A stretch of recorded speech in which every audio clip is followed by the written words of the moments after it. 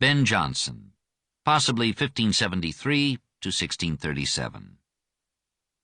He was a posthumous product, being born in Westminster a month after his father's death. He was christened Benjamin Jonson, Johnsson. He dropped the H to distinguish himself, but the printers continued to use it over his dead body till 1840. It still appears in the plaque on Westminster Abbey's walls. The mother, having had a minister for her first husband, took a bricklayer for her second. The family was poor. Ben had to scrape for an education. Only the kindness of a discerning friend financed his entry into Westminster School. There he had the luck to come under the influence of its undermaster, the historian and antiquarian William Camden.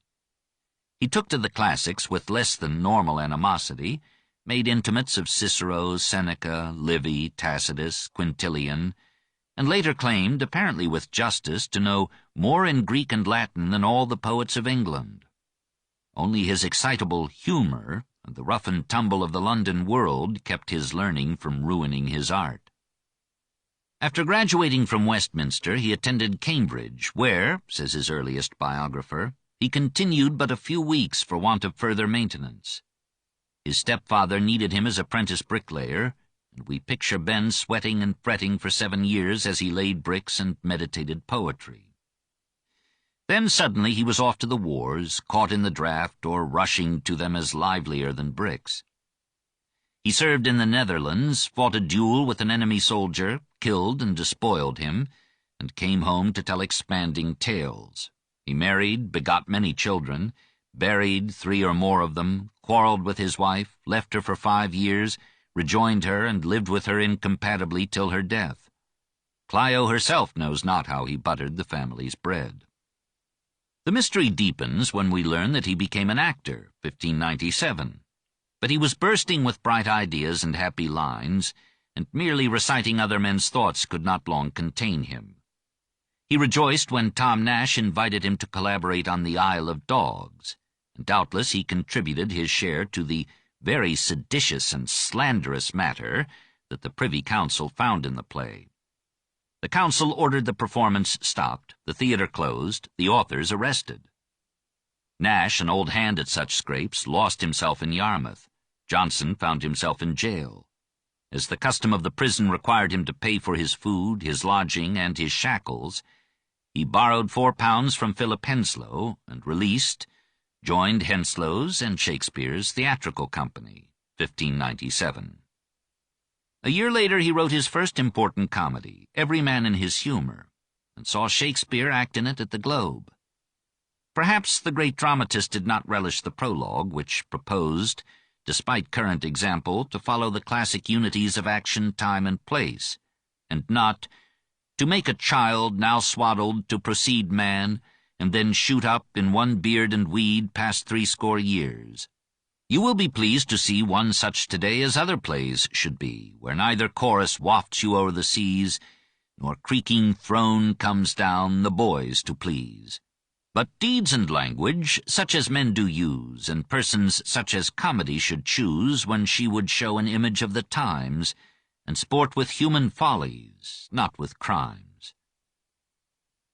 So Jonson turned his back upon the aristocratic badinage of Shakespeare's early comedies, and upon the miraculous geography and chronology of the romantic drama. He brought the slums of London to the stage, and concealed his erudition in a remarkable reproduction of lower-class dialects and ways. The characters are caricatures rather than complex philosophical creations, but they live. They are as worthless as in Webster, but they are human. They are mentally unkempt, but they are not murderers. The Latins had used humor to mean moisture or a fluid.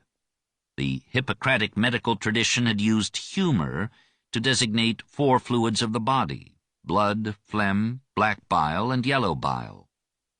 According to the predominance of one or another of these in a person, he was said to be of a sanguine, phlegmatic, melancholic, or choleric humor or temperament. Jonson defined his own interpretation of the term.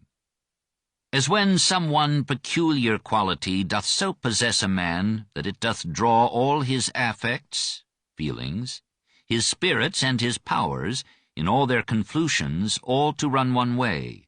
That may be truly said to be a humor.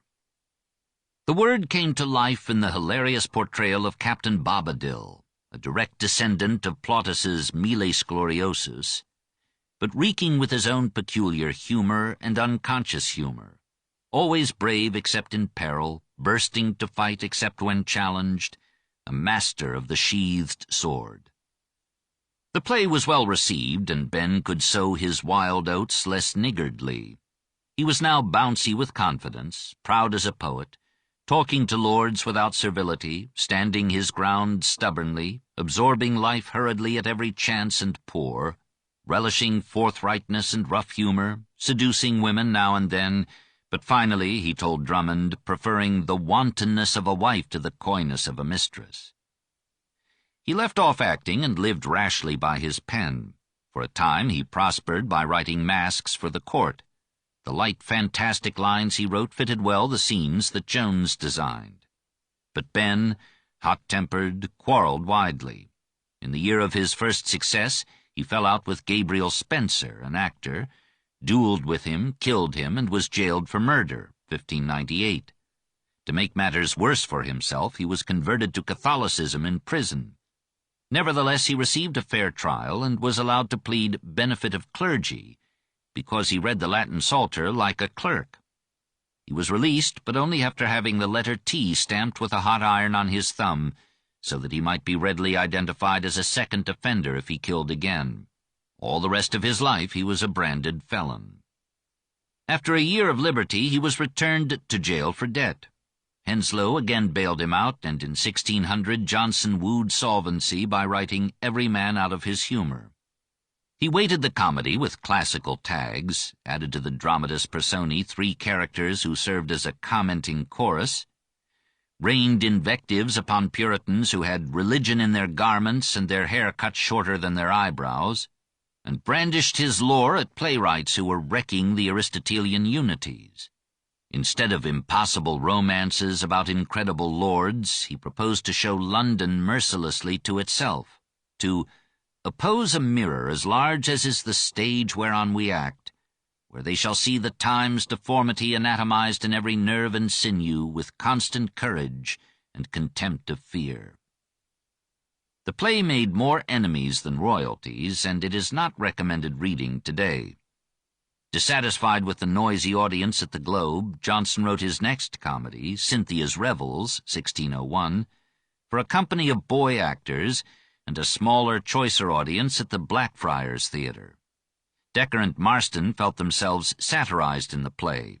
In 1602, the Chamberlain's Company, angered by the competition of the Blackfriars boys, produced Dekker's Satyromastix, that is, the satirist flogged, which pilloried Jonson as a puny, pock-marked, conceited pedant, murderer, and bricklayer. The quarrel ended in an exchange of eulogies, and for a time fortune smiled. A prospering lawyer took Ben into his home, and the Earl of Pembroke sent the poet £20 to buy books. So fortified, he tried his hand at tragedy. He took as his subject Sejanus, the evil favorite of Tiberius. He based his narrative carefully upon Tacitus, Suetonius, Dio Cassius, and Juvenal. He achieved a scholarly masterpiece, some moving scenes, for example, Act 5, Scene 10, and stately lines. But the audience resented the long speeches, the tedious moralism of lifeless characters. The play was soon withdrawn. Jonson printed the text and in the margin gave his classical sources, with notes in Latin. Lord Aubigny, impressed, gave the sorrowing author asylum for 5 years. He returned to the arena in 1605 with his greatest play. Volpone, or the Fox, attacked with burning satire the money lust that raged in London. As usual with comedies, from Plautus to the Admirable Crichton, a clever servant is the brains of the plot. Mosca, Italian for fly, brings to his miser master, Volpone, who pretends to be seriously ill, a succession of legacy hunters, Volturi, vulture, Corbaccio, crow, Corvino, raven, who leave substantial presents in the hope of being named Volponi's heir. The fox accepts each gift with grasping reluctance, even to borrowing Corbaccio's wife for a night. Mosca finally deceives Volponi into making the servant sole legatee. But Bonario, good nature, exposes the trick, and the Venetian Senate sends nearly all the cast to jail. The play at last brought the Globe audience to Jonson's feet. He moved hurriedly from success to adversity. He collaborated with Marston and Chapman on Eastward Ho, 1605. The government arrested the authors on the ground that the comedy insulted the Scots. The prisoners were threatened with circumcision of their noses and ears, but they were released intact, and such dignitaries as Camden and Seldom joined in the banquet given by the liberated triumvirate. Then, on November 7, 1605, Ben was summoned to the Privy Council as a Catholic who might know something about the gunpowder plot. Though he had dined with a chief conspirator, Catesby, a month before, he escaped implication. But on January 9, 1606, he was hailed to court as a delinquent recusant. Since he was too poor to be profitably fined, the charge was not pressed. In 1610, he returned to the Anglican fold, and with such enthusiasm that he drank all the wine in the cup when he attended communion. In that year he staged his most famous play. The Alchemist satirized not merely alchemy, which was a flagging quest, but half a dozen impostures that harried London with quackery. Sir Epicure Mammon is sure that he has found the secret of alchemy. "This night I'll change all that is metal in my house to gold, and early in the morning will I send to all the plumbers and the pewterers, and buy their tin and lead up, and to Lothbury for all the copper. I'll purchase Devonshire and Cornwall, and make them perfect Indies. For I do mean to have a list of wives and concubines equal with Solomon, who had the stone alike with me. And I will make me a back with the elixir that shall be as tough as Hercules, to encounter 50 a night. And my flatterers shall be the pure and gravest of divines that I can get for money. My meat shall all come in Indian shells, dishes of agate set in gold, and studded with emeralds, sapphires, hyacinths, and rubies.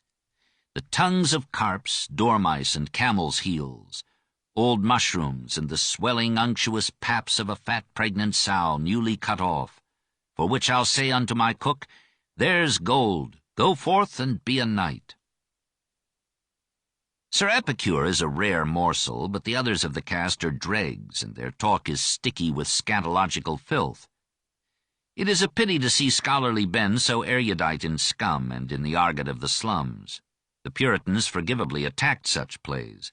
Jonson retaliated by caricaturing them in Bartholomew Fair, 1614. He produced many more comedies full of life and lees, Non Ragionam di Lor. At times he rebelled against his own coarse realism, and in The Sad Shepherd he let his imagination roam quite recklessly. Her treading would not bend a blade of grass, or shake the downy blowball from his stalk. But like the soft west wind she shot along, and where she went the flowers took thickest root, as she had sowed them with her odorous foot. But he left the play unfinished, and for the rest confined his romanticism to pretty lyrics scattered in his comedies, like jewels set in dross.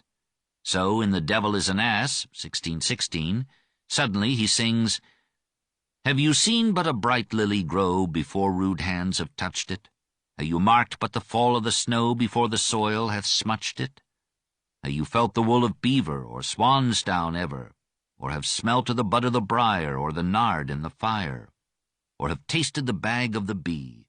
Oh, so white, oh, so soft, oh, so sweet is she." Still finer, of course, is the song To Celia, which he pilfered from the Greek of Philostratus and transformed with perfect scholarship and skill into Drink to Me Only with Thine Eyes. After Shakespeare's death, Jonson was the acknowledged head of the Poetic Guild. He became the uncrowned Poet Laureate of England, not officially so named, but most often recognized by the government and receiving from it a pension of 100 marks a year. The many friends who gathered round him at the Mermaid Tavern saw his rough good nature behind his bad temper and sharp tongue. They fed on his juicy speech, and let him play the lead almost as presidentially as his namesake of the next century. Ben was now as corpulent as Samuel would be, and no handsomer. He mourned his mountain belly and rocky face pocked with scurvy.